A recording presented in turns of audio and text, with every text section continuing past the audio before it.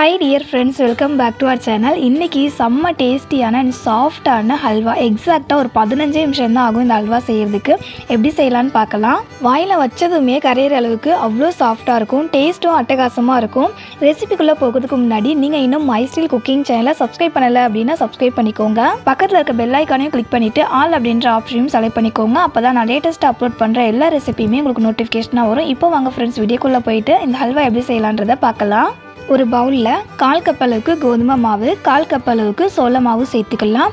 எந்த கப்பில் மாவு அளந்து எடுத்துக்கிறோமோ அதே கப்பால் 3 கப் அளவுக்கு தண்ணி சேர்த்து மாவில் கட்டிகள் இல்லாமல் ஸ்மூத்தாக கரைச்சி எடுத்துக்கோங்க.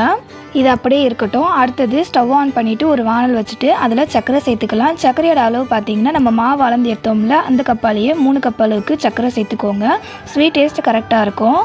நல்ல ஒரு ஃப்ளேவருக்காக ஒரு 1/4 டேபிள் ஸ்பூன் அளவுக்கு ஏலக்காய் பவுடர் சேர்த்துக்கோங்க. என்கிட்ட ஏலக்காய் பவுடர் இல்லைன்றதால 3 ஏலக்காவை சர்க்கரை கூட சேர்த்து பவுடர் பண்ணி சேர்த்துருக்கேன்.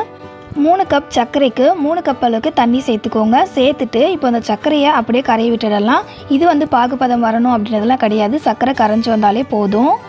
சர்க்கரை கரைஞ்சி இதை போல் ஒரு கொதி வந்ததுக்கப்புறமா இதில் நம்ம கரைச்சி வச்சுருக்கோம்ல மாவு, அதை கொஞ்சம் கொஞ்சமாக அப்படியே சேர்த்துட்டு கைவிடாமல் கலரி விட்டுட்டே இருங்க. ஹல்வாவில் ஸ்வீட் டேஸ்ட் எடுத்து கொடுக்கறதுக்காக இதில் ஒரு 2 பிஞ்ச் அளவுக்கு உப்பு சேர்த்துட்டு கலந்து விட்டுக்கோங்க. ஸ்டவ்வை மீடியம் ஃப்ளேம்லேயே வச்சு நீங்கள் இந்த ஹல்வாவை செய்யும்போது இதில் கோதுமை மாவுடைய வாசனை கொஞ்சம் கூட வராது. 5 நிமிஷத்துக்கு கண்டினியூஸாக நம்ம இந்த மாதிரி கலரி விட்டுட்டே இருந்தோம் அப்படின்னா ஹல்வா இந்த அளவுக்கு கொஞ்சம் லைட்டாக திக்காகி வரும். இப்போ இதில் ஒரு 2 பிஞ்ச் அளவுக்கு ஃபுட் கலர் சேர்த்துட்டு கலந்து விட்டுக்கலாம். ஃபுட் கலர் ஆப்ஷனல் தான், உங்களுக்கு வேணும்னா சேர்த்துக்கலாம், இல்லைன்னா தாராளமாக ஸ்கிப் பண்ணிக்கலாம்.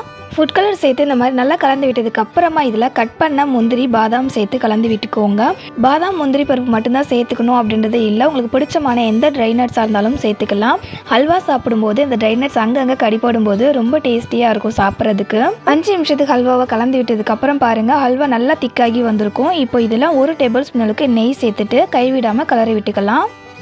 நெய் சேர்த்துட்டு நல்லா நம்ம கலரி விட்டுட்டே இருந்தோம் அப்படின்னா இந்த ஹல்வா அந்த வானலில் கொஞ்சம் கூட ஒட்டி பிடிக்காமல் நல்லா திரண்டு வருங்க. அந்த ஸ்டேஜ் வர வரைக்கும் நல்லா கலரி விட்டுக்கலாம். ஃப்ரெண்ட்ஸ், இப்போ பாருங்கள், லைட்டாக அந்த ஹல்வா வானலில் பிடிக்காமல் வருதில்ல, இது இன்னுமே நல்லா சைடில் கொஞ்சம் கூட பிடிக்காமல் அடியிலுமே பிடிக்காமல் நல்லா திரண்டு வரணும். ஃப்ரெண்ட்ஸ், இந்த ஹல்வா செஞ்சு முடிக்கிற வரைக்குமே மீடியம் ஃப்ளேம்லேயே வச்சு செய்யுங்க. அப்போ தான் இந்த கோதுமை மாவோடைய அந்த பச்சை வாசனை ஹல்வாவில் வராது.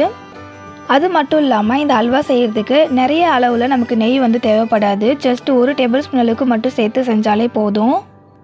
ஏற்கனவே நம்ம சேனலில் நிறைய விதமான ஹல்வா ரெசிபிஸ் நான் அப்லோட் பண்ணியிருக்கேன். அந்த ரெசிபிஸ்லாம் நீங்கள் பார்க்கல அப்படின்னா டிஸ்கிரிப்ஷனில் லிங்க் தரேன், உங்களுக்கு வேணும் அப்படின்னா செக் பண்ணி பாருங்கள்.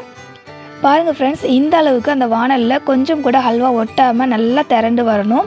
இப்போ ஸ்டவ் ஆஃப் பண்ணிவிட்டு இந்த ஹல்வாவுடைய சூடு ஆறுறதுக்குள்ளே நம்ம ஒரு ட்ரேயில் மாற்றிக்கலாம். கேக் ட்ரேயில் நெய் அப்படிலாம் எண்ணெய் அப்ளை பண்ணிவிட்டு ரெடி பண்ணி வச்சுக்க ஹல்வா அதில் சேர்த்துட்டு இந்த மாதிரி ஸ்பூனால் லெவல் பண்ணி விட்டுக்கோங்க. ஸ்பூனில் நெய் அப்படிலாம் எண்ணெய் அப்ளை பண்ணிவிட்டு லெவல் பண்ணிங்கன்னா ஸ்பூனில் ஒட்டாமல் வரும். ஹல்வா சூடாக இருக்கும்போதே கட் பண்ணுறதுக்கு வராது, அதனால் ஹல்வாவுடைய சூடு அப்படியே ஆற விட்டுடலாம். சூடு ஆறினதுக்கப்புறம் நம்ம ஹல்வாவை கட் பண்ணலாம்.